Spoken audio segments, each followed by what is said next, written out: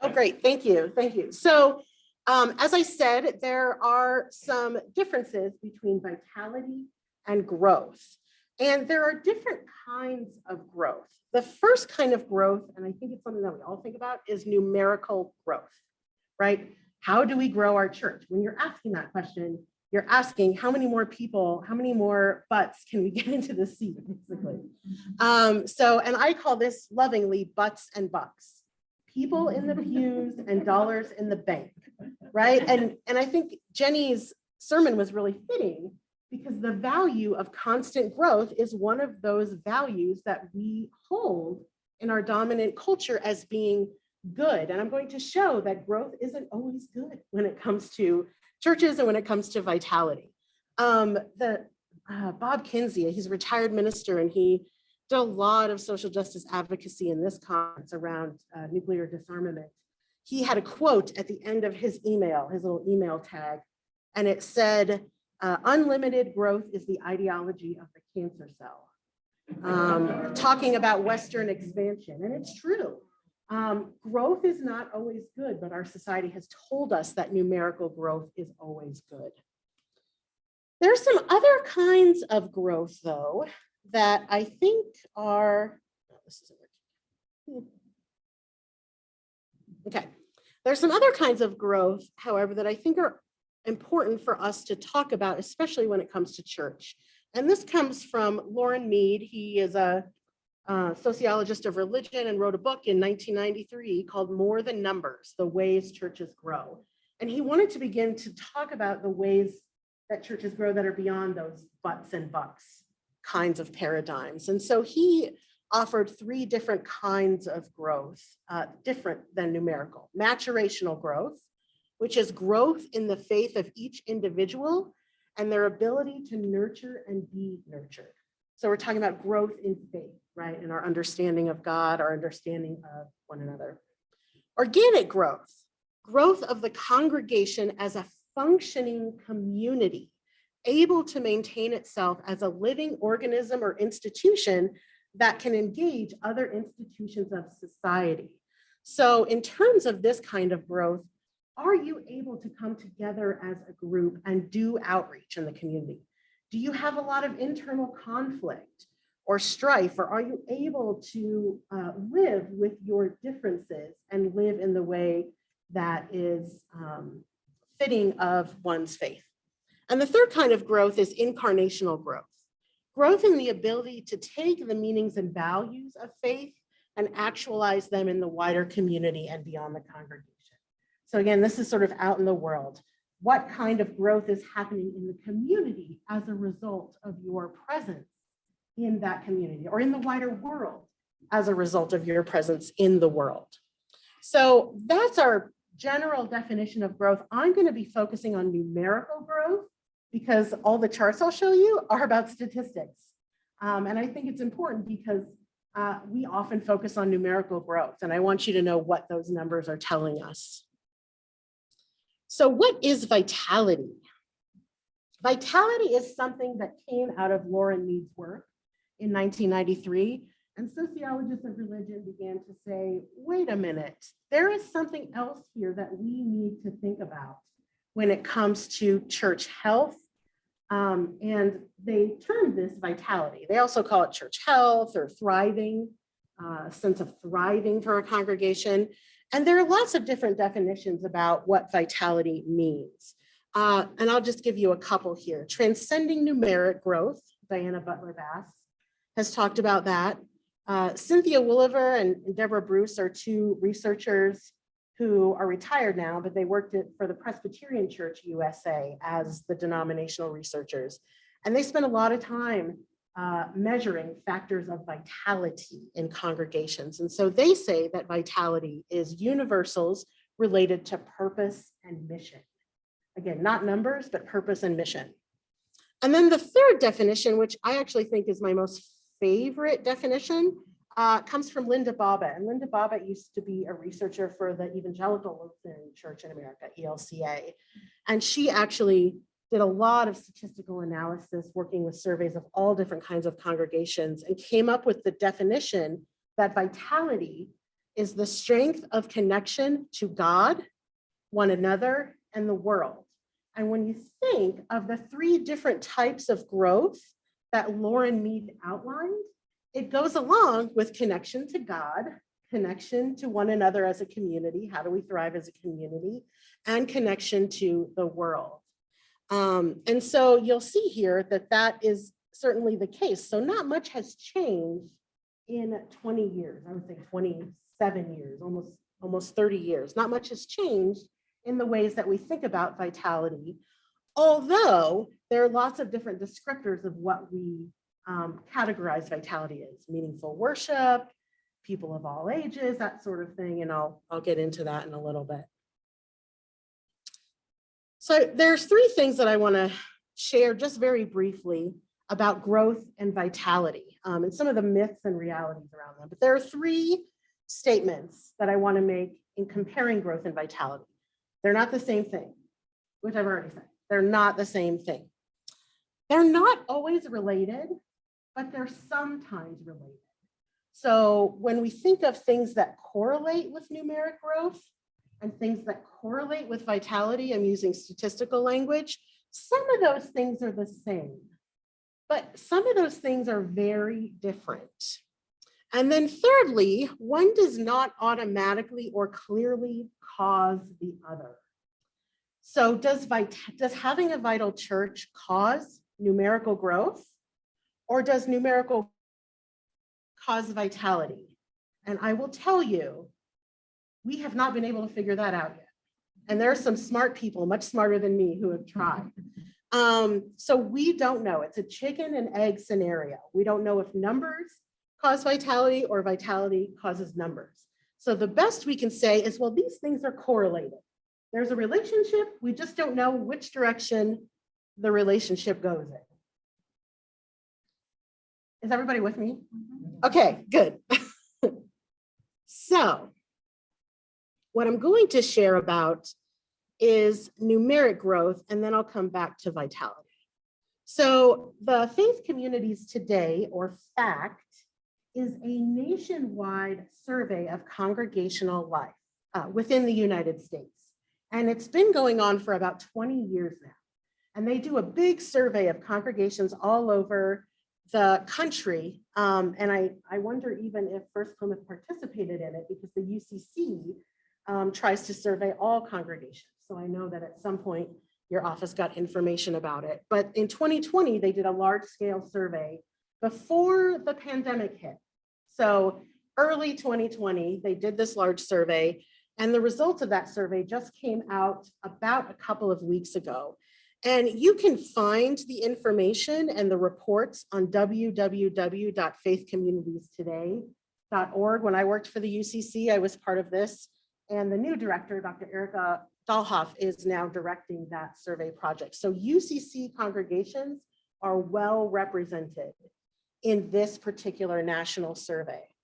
So we see here just in, well, there are a few things that we see in this graph. The first, broken down by ecclesial family, mainline Protestant Christians have a median worship size in 2020 of 50 people, which means that most churches in the United Church of Christ are small churches.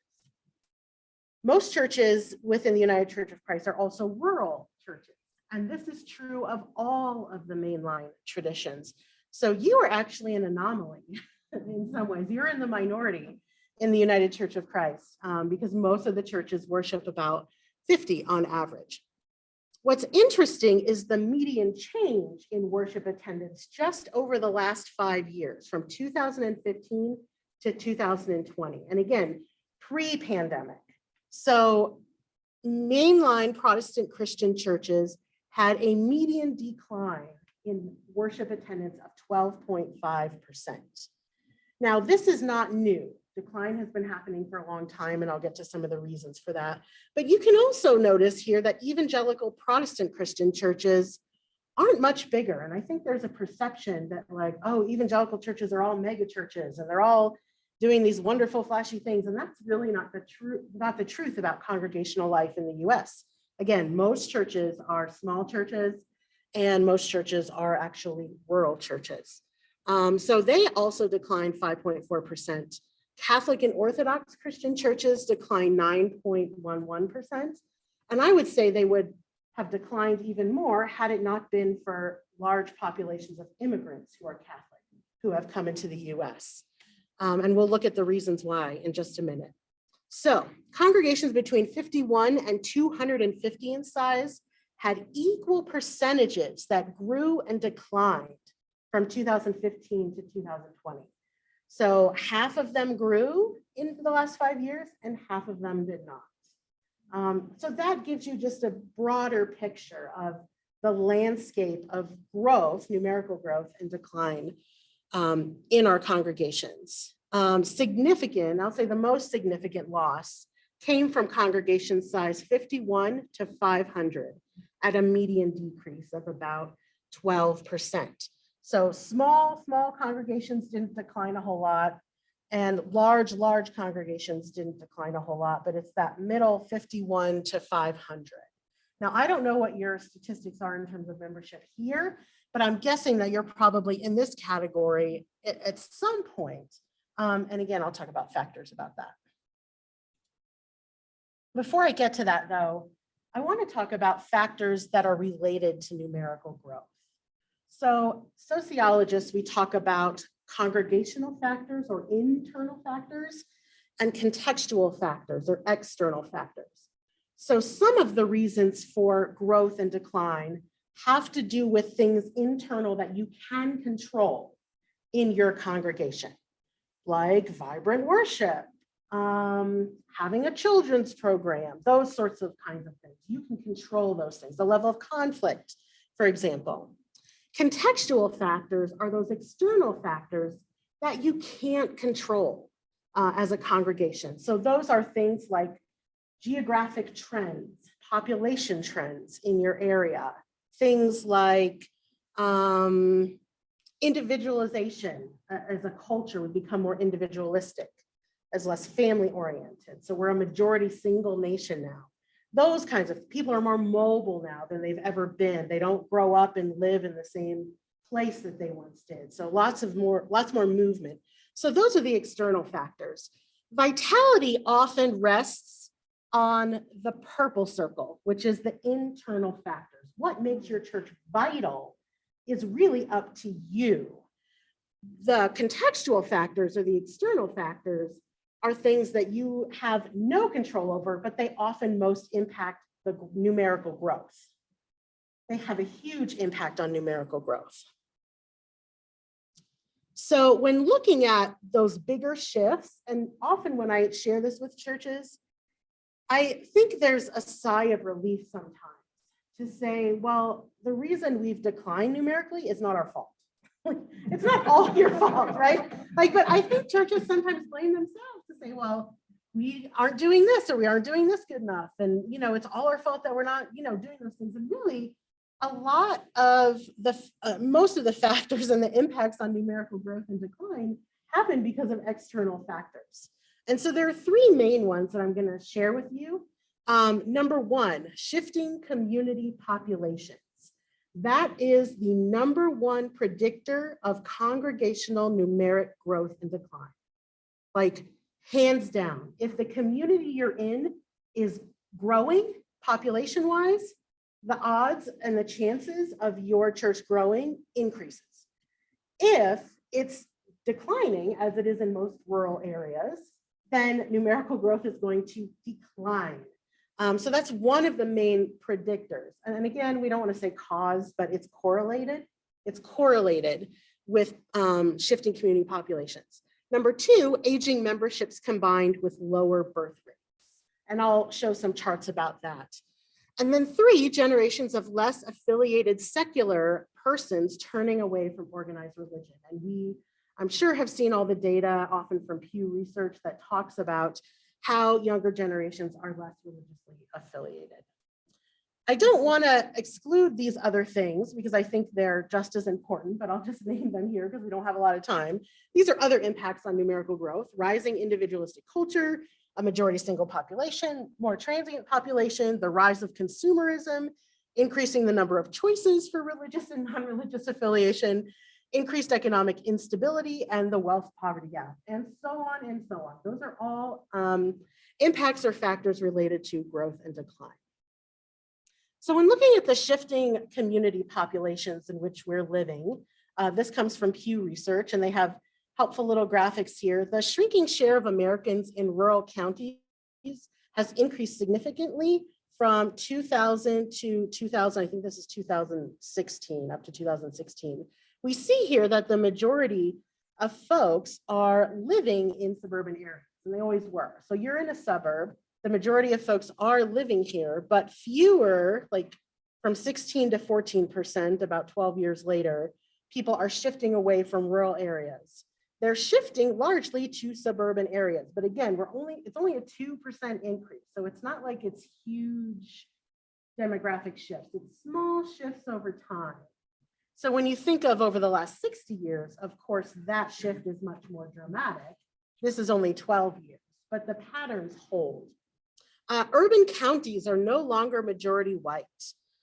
So the percentage of population who are non-Hispanic white has increased over the last 12 to 16 years. And we see that reflected here. Smallest immigrant share in rural counties, immigrants mostly move to urban and suburban areas, right? So there's not only just a population shift, there's a demographic shift in terms of race and citizenship status.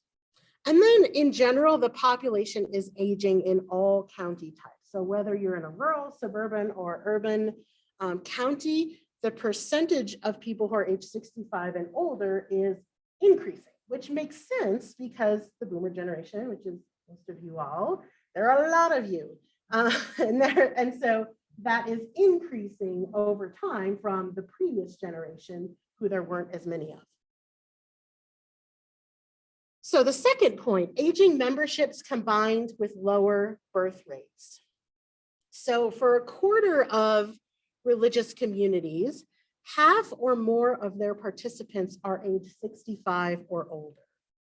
And this may be true of your church or not. Within mainline Protestant congregations, 42% of their churches have at least half of their participants in this age group. So almost half of mainline Protestant churches have at least half members 65 or older. And you see this reflected here in mainline, the percentage of young adults. The US average, there are 23% young adults in the United States. Mainline churches average about 8% of their total membership as having young adults.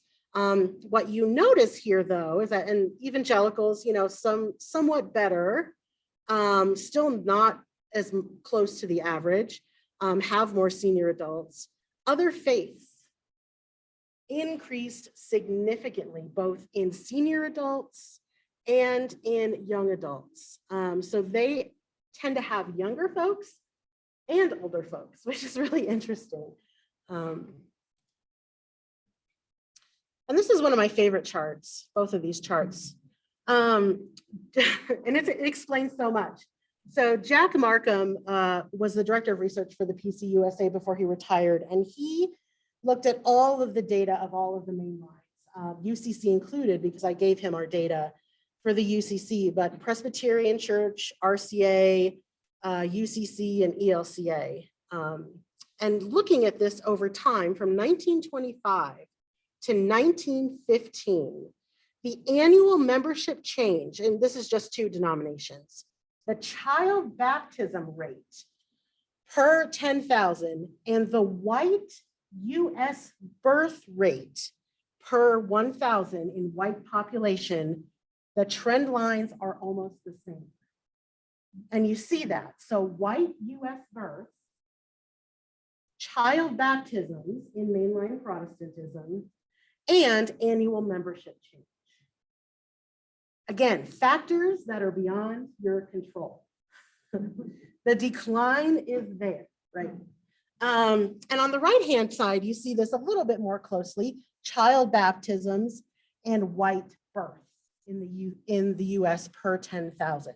And this encompasses 5 or 6 denominations. And again, very close trend lines there, right? Trending down incrementally. And then finally, the generations of less affiliated secular persons. And I don't think we need to spend too much time on this. And this is from Pew Research, and they talk about, and they do a lot of survey polling and different kinds of statistical methods to get at this data. But religiously unaffiliated folks are increasing at an exponential rate. Now, religiously unaffiliated doesn't mean that they're not religious. Like, actually, survey data shows that they pray, they believe in God or a higher power, and they have a spiritual life. But they're not connected to organized religion, and they're not affiliated with a particular religious tradition. So, what are the internal factors? What are the things we can control? And how does that relate to growth and decline? Size makes a difference in growth and decline. So if you're smaller, the decline will be greater. If you're larger, the growth will be greater. So if you're somewhere in the middle, you're kind of maintaining at this point. But this pink thing, which has declined 5% or more, if you're between 1 and 50, 65% of your churches are in decline, at least 5%. What are we, 250 to 500? What's the membership here? Okay. Okay, so between 251 and 500, 47% of congregations have grown 5% or more in the last 5 years. 38% have declined in the last 5 years, and 15% have maintained. So I don't know where you fall in that, but that's just sort of a big picture. Large size does correlate, with having full-time clergy employment, greater financial physical resources with which to do ministry, greater level of community service, greater diversity often, and increased self-assessment of one's vitality. So basically, larger church means more resources, right? You're able to do more with more. You have more. But there's more to the story when we look at factors of vitality related to congregational life in the United States. There's some flourishing at every level or every size of congregation based on the survey that we did in 2020. And this was true of the previous surveys as well. So churches say that they are spiritually vital, highly thought-provoking, they live out their faith, and some of them don't have conflict. I think what's interesting to note here is that these churches, the 251 to 500 in terms of membership, 56% are high on living out their faith. And I think that has to do with having resources. If you're able to have resources to live out your faith as a congregation in the community, you're able to do that. So 56% of churches of this size say that they're able to do that in the community. So vitality can happen at any size. It can happen at any size, but the factors for growth and decline are sometimes beyond our control. I'll share this. This is from the Faith Communities Today 2020 report. The larger, and this is how size cannot always be a great thing and doesn't correlate with all measures of vitality. The larger the congregation gets, and the faster it grows, the greater the decline in per capita giving. Growth and large size also correlate with smaller percentages of the congregation willing to volunteer and a lower overall level of participant commitment generally. So people figure there's more people, I don't really have to do anything, I just show up. While larger congregations had lower per capita costs to operate, larger percentages of their budgets went to staff costs and program expenses, which makes sense for larger churches. That's where the budget money often goes. So per capita giving, again, the larger the church gets, per capita giving goes down. So not all factors for size are conducive to a congregation's vitality. So what does this mean when we put it all together? This is kind of a long list, but I wanted you to have it to think about. In short, congregations that are growing and are spiritually vital. So we did tests around growth and spiritual vitality are also more likely to do all of these things. Have strong leadership that fits well with the participants. Have a clear and compelling mission. Be innovative and open to change. Be active in the local community. Have vibrant worship. Have a community of participants that represents a diversity of ages and genders and races. Be good at incorporating new people. Have significant lay involvement. Live out their faith commitments. And those are all internal, right? Those are things you can control, right? They are conducive to vitality and they're conducive to growth. The last two are not as controllable. Be multiracial or non-majority white and be non-Christian, right? And so, and I think a lot of times, again, churches often say, well, we want to be more diverse. And I think that's great, but the question I come back with is like, do you actually want to change? Because like it will change everything if that becomes the case. So those are the two things that are both correlated with vitality and growth, but they're outside of the control of you as the church.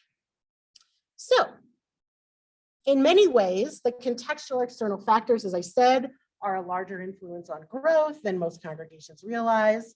And this doesn't mean, as I've said, that congregations cannot be vital. However, as marks of vitality are present in congregations of every size. Not all numerical growth is good, which I've shared. And congregations that focus on vitality over growth have a deep sense of mission and purpose beyond increasing butts and bucks, which are the factors for numerical growth. So what does all of this mean for you as First Plymouth is a question that I pose back to all of you. What does this data say? How well does this describe your congregation? And what are ways that you might increase vitality, but not necessarily growth? So looking at what does it mean to be vital, what God is calling you to do in this moment and in this time and place versus how do we grow? So it's a lot to think about. And there are a lot of numbers that I threw at you, but I hope that this was a helpful presentation and I invite questions from anyone on screen or anyone here. Yes. A broad general question, has there been research on, a lot of this is how well our research is coming from within the church. Has there been good exit research? People are not attending church because people have left the church because. So yeah, we tend to know both pieces of information. Right. So, and what do we do? Did we do anything to cause the exit? Yeah, I think that's a good question. I think the larger factors often have an impact on that. So some of this research was done internally by denominations, but some of this research is from Pew, which is a nonprofit organization that does this kind of surveying around the country and the world. And they sort of just look at the trends. The why question is, again, sort of a question of correlation versus causation. Like, did you cause people to leave? Probably not, but some of these larger factors might have. Like age, people are younger, aren't attuned with institutional life the way it's always been done in congregations. People who aren't necessarily white may not feel comfortable in, majority white spaces. Those kinds of larger trends are ones that we would point to say, this is why folks are leaving. There are surveys that get at that a little bit, but I didn't have those here just for brief of time, but there's a lot of data on that, like talking about these external trends. Conflict is often one that decreases vitality within a congregation. So that can also impact numerical growth. So the level of conflict that someone sees can often cause people to exit. Another predictor, or not predictor, but correlate to growth in the last 20 years has been as denominations make a decision around being open and affirming. Many churches have split and left the denomination as a result of that. And that's true in the UCC. A ton of churches left in 2005, 2006, 2007. And so that greatly impacted the PCUSA, same thing, ELCA, same thing. Methodist Church, it's going to be the same. And so that has also impacted overall growth and decline numerically in these mainline Protestant churches. Again, outside of the control of the church itself.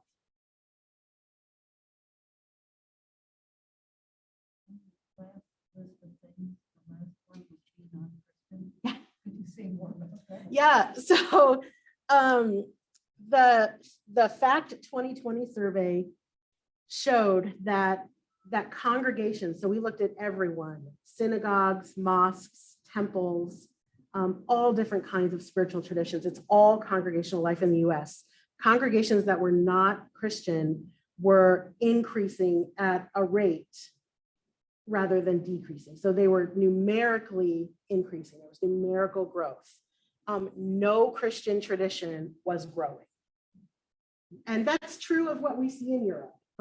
So if you think of us maybe 20, 30 years behind Europe, Europe has become increasingly more religious in some ways with different kinds of non-Christian traditions and immigration coming in, huge Muslim populations in Europe, but there's a larger desecularization effect where people are just disaffiliating with Christian religion in general. And so, yeah, that's what we're seeing in the US as well. And this is, I think, the beginning of that trend, which is what we see more so in Europe. Yes. Non-Christians that come to Christian church, like we say all are welcome here. Yep. Yep, data on that. I don't have data on that because I don't know how big that pool is in terms of, but I know there are, like in the UCC, there are folks who are in the UU church, but the UU church is facing the same challenges, even though they're not Christian. I didn't mention that. The UU church is the one exception in terms of growth. They are not growing, they're declining. And again, it has to do with the makeup of who they are. They're largely older, they're largely white, they trend with the mainline Protestant churches. And they're not Christian or not exclusively Christian. And so it really has to do with demographics more so. Christina? Oh, sorry, butt in from Littleton here. Can you say a word about non-white congregations? I couldn't tell which of those four categories they fit in. And are they experiencing the same thing that does mainline include National Baptists, or who's included in that? Yeah, so it includes some traditions and not others. It includes, I think, some of the more conservative or more progressive traditions of the Baptist tradition. It may not include some of the more conservative, like Southern Baptist. I think those would be looped into evangelical Protestant, but I'd have to look more closely at the data, but the data is all in there for sure. Well, there are like 30 different kinds of Baptists, but I meant the Yeah. Black Baptists in particular. Yeah, so the report showed that congregations that are majority non-white tend to be numerically growing more than congregations that are majority white. And again, demographics, population increases, immigration inflows, and people who are white will not be the majority in the next few years. And so it follows population trends more than anything else. And a larger percentage of those churches are growing, not all of them, but a larger percentage. And I would encourage you, if you're wanting to know more about the statistics and some of the details of this, go to www.faithcommunitiestoday.com and the detail in the 2020 report, and they'll have smaller reports about different aspects of congregational life, but the 2020 report, I think, sort of shows the big picture of what's happening. And it has some graphs that I think could be helpful too. Yes. I'm a retired UCC minister and I've been retired for about 10 years. But when the pandemic hit and we closed our churches, I thought, oh my gosh, how would we get people back? Because they get out of the habit of going to church. Yeah. And we can't do anything, we couldn't do anything about the plague. So, you know, as I sat and looked at what was happening to churches, I thought, how are we going to maybe not get back to where we were, but to get back to being vital, to people saying I'm missing something by not being a part of my church. Right. But they could be saying, well, I haven't really missed it. I haven't been there for a year and a half. Right. Right. Absolutely. And I think the question is, you know, not how do we get people back? Again, that's the numeric growth mindset. I think it's how do we live into who God is calling us to be and do in this time and place. Be vital. Right. And how do we be vital? Do we need a ton of people to be vital? Statistically, no. Do we need a ton of people to pay money to have a building? Yes. But does a church need a building? Right. Or does a church need a big building? Right. So framing those kinds of questions, I think, are more helpful than to say, how do we just get more people in the door? Because and the class I'm teaching, everyone who's in that class who's on this call, like, I just keep saying it every week, but like, the question, these are not the questions. The question is, what is God calling us to do and be in this time and place? And what does that mean for us? Yes, we have a lot of resources, and we'll have to figure out what to do with those resources, right? Do we utilize them? Do we not? Are they serving us anymore? Those are the hard, we're living in a different kind of time now where those kinds of questions are going to have to happen. Maybe not by this generation, but the generation coming after will certainly have to deal with these billions of dollars of assets we have. And like the church grew as populations grew, as colonialism in the United States grew, as the Industrial Revolution came about. And we're seeing a different kind of time and way that people engage and do church. And so what does that look like for future generations is going to be an important question. And then how do we begin to live into that? I hear a lot of anxiety in the church community about the age of the congregation. Is there any correlation between vitality of a congregation and the age? Yes. Is there congregations that are younger, they're typically more vital? Yeah, I wouldn't say younger, I would say more age diverse. So if you had a relative diversity of age and types of people, I brushed over this quickly, but the US is a majority single nation now. That happened about 10 years ago.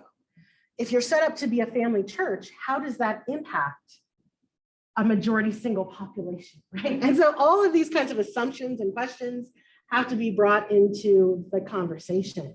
And so vitality is, do we have a diverse age range of people and are they involved in the whole life of the church? But I will say that more churches that have a larger percentage, and I shared this in the presentation, of people who are 65 and older, it's not correlated as well with growth, right? Just because of population challenges that we have with that. And I think this is a time when, you know, again, because of all of the reasons I mentioned, people's children and grandchildren aren't going to come back to the church in the same way. They may come back at some point, or they may choose to affiliate in other ways, or not affiliate at all, but still have a rich spiritual life. And so those are all important questions too. Yes. Does the reporting out of our faith communities address traits of vital churches or even investment practices? And give us a Yes. little bit of ideas for what's going out there among those faith communities that are experiencing vitality? Yeah. Let me share this again, because I glossed over it. It was a pretty large list.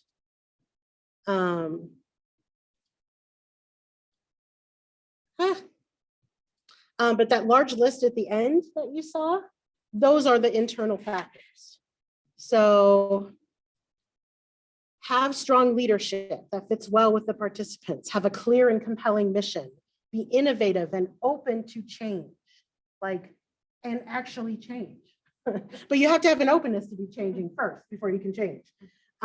Be active in the local community, have more vibrant worship that is thought-provoking and stimulating. Have a community of participants that represents a diversity of ages, genders, races, and other differences. Be good at incorporating new people. That's also really key. It speaks to the underlying theme of change. Are you willing to change? Growth, increase numerical growth increases the potential and possibility for conflict in a congregation. Again, the question is not, do you want to grow? The question is, do you want to change? Because growth invites change.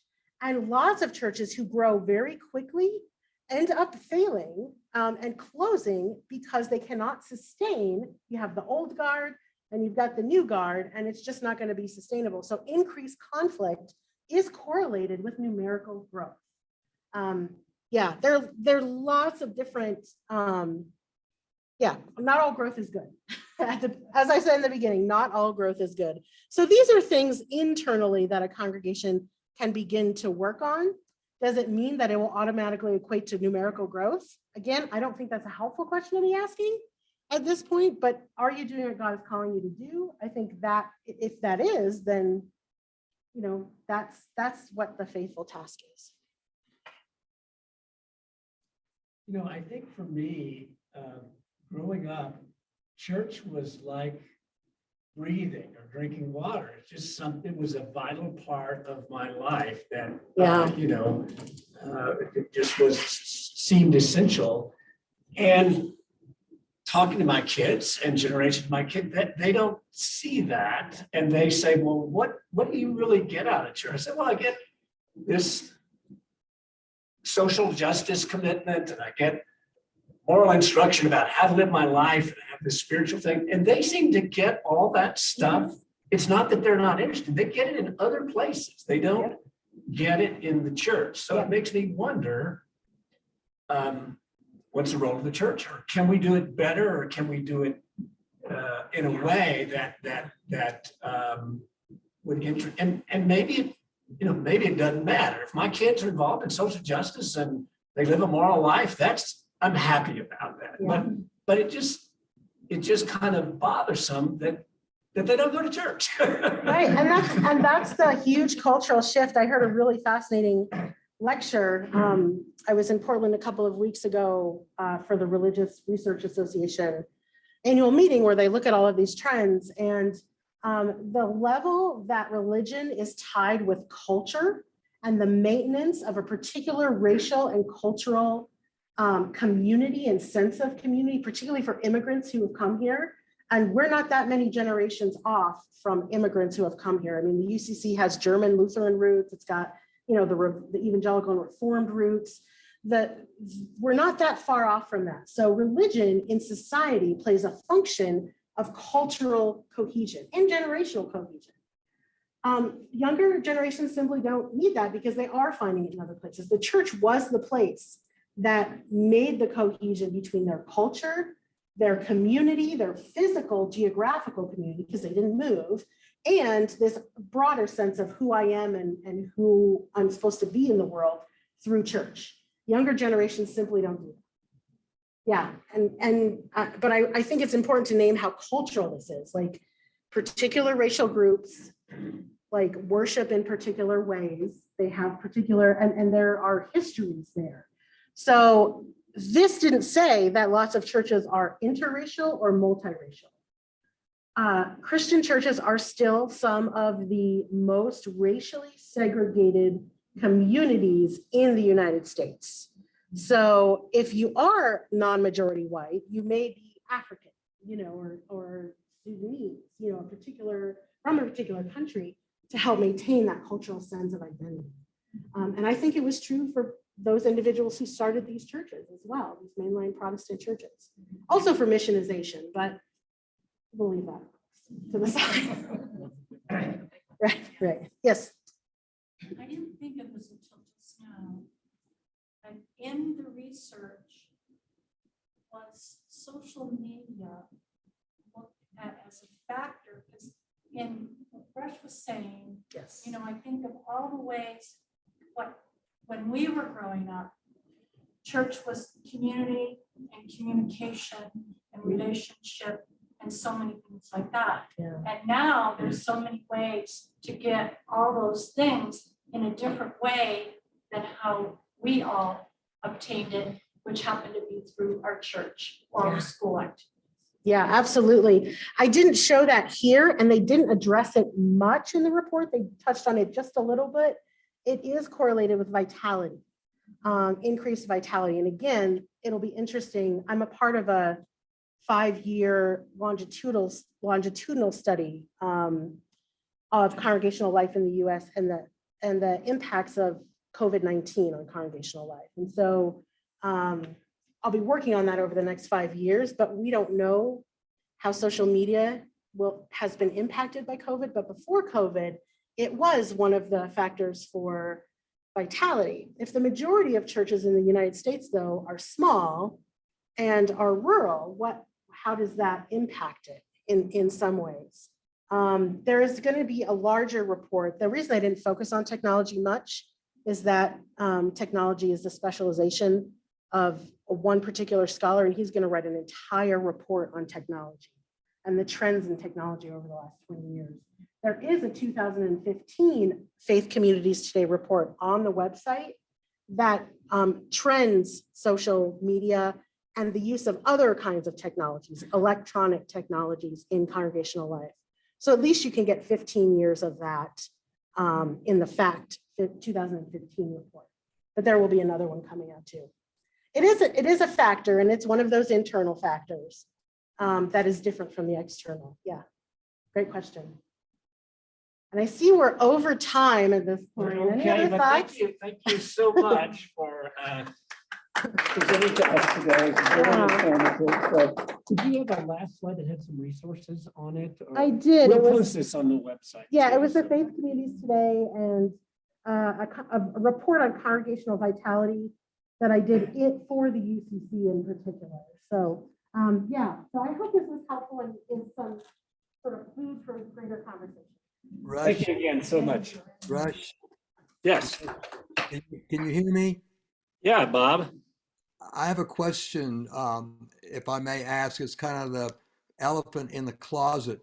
So what Dr. Pierce has just shared with you and your perceptive assessment of the status of the church in our children's generation, what is your projected prognosis for the longevity of the organized church? It seems like the organized church may be following a path of aging adults, of which I am of that generation as well.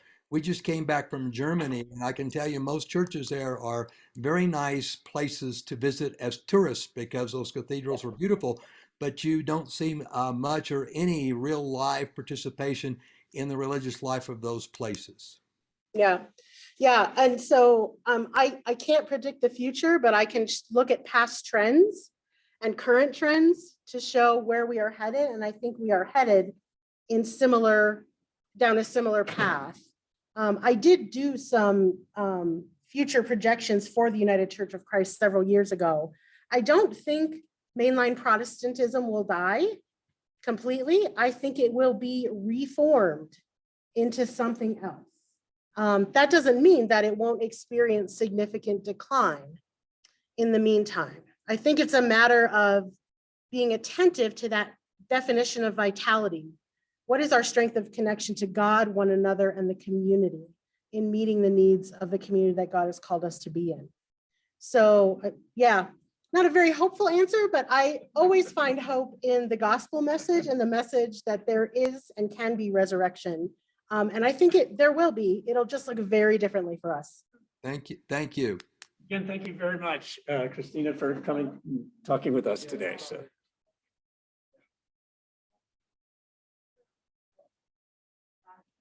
Well, the decline is the